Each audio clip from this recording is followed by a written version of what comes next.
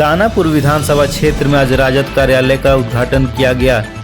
इस मौके पर पाटलिपुत्र की सांसद मीसा भारती भी मौजूद रहीं। उन्होंने दानापुर में हुए उत्तर प्रदेश के मुख्यमंत्री योगी आदित्यनाथ की रैली पर जमकर हमला बोला। मीसा भारती ने कहा कि योगी जी ने साफ कर दिया है कि बिहार में भी योगी जैसा चेहरा बनाने की तैयारी है। इसका मतलब स्पष्ट है कि चाचा जी का पत्ता साफ है। अब बीजेपी को जदयू का सिर्फ वोट चाहिए। उन्होंने कहा कि एनडीए के अंदर सब कुछ ठीक नहीं चल रहा है। मीसा भारती ने आगे कहा कि बिहार में बुलडोजर की नहीं, रोजगार की आवश्यकता है। यहाँ पलायन रोकने और युवाओं को अवसर देने की जरूरत है। एनडीए के नेता इन मुद्दों पर बात नहीं करते, जबकि महागठबंधन लगातार जनता के असली मुद्दों रोजगार, शिक्षा, स्वास्थ्य पर बात कर रहा है। और आता क्या है इन लोगों को?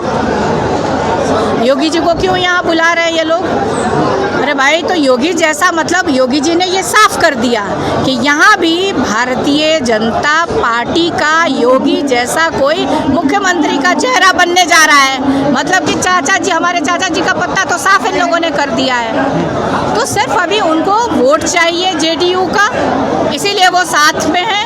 अंदर खाने कुछ भी सही नहीं चल रहा है एनडीए गठबंधन में। और ये तो योगी जी ने आपके प्रश्न में ही सब कुछ साफ कर दिया कि योगी जी चाहते हैं कि यहाँ बुलडोज़र की आवश्यकता नहीं है। बिहार में बेरोजगार नौजवानों को रोजगार की आवश्यकता है। बिहार में पलायन रोकने की आवश्यकता है। बिहार को फैक्ट्री की आवश्यकता है। आप हमको बताइए कि एनडीए गठबंधन के ऊपर से लेकर नीचे तक किसी भी मंच से, चुनावी मंच से आपने बिहार के नौजवानों के लिए बिहार में फैक्ट्री लगे इसके लिए एक शब्द भी बोलते हुए सुना है क्या?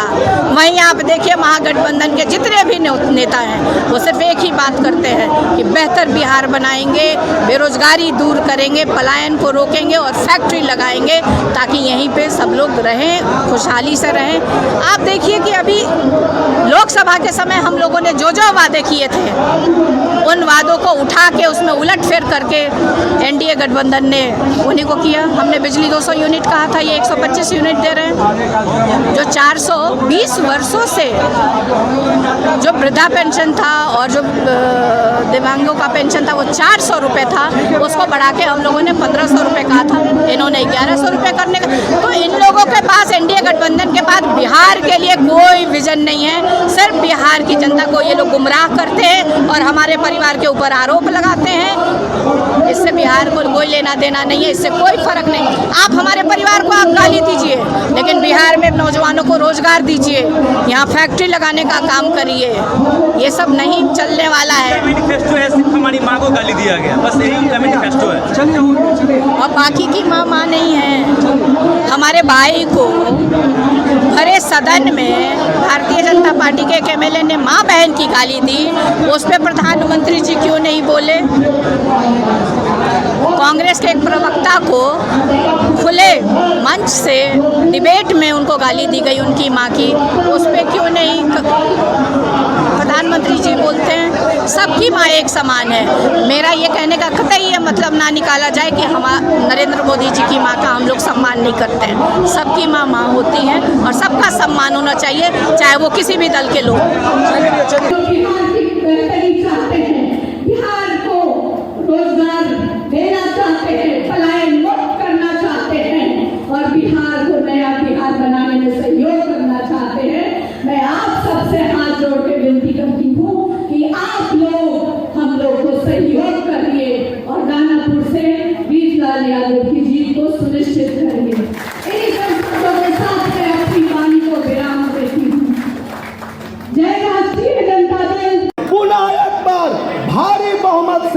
चुनाव जीतेंगे और आप लोग इसका गवाह बनेंगे अपने एक एक वोट दे करके।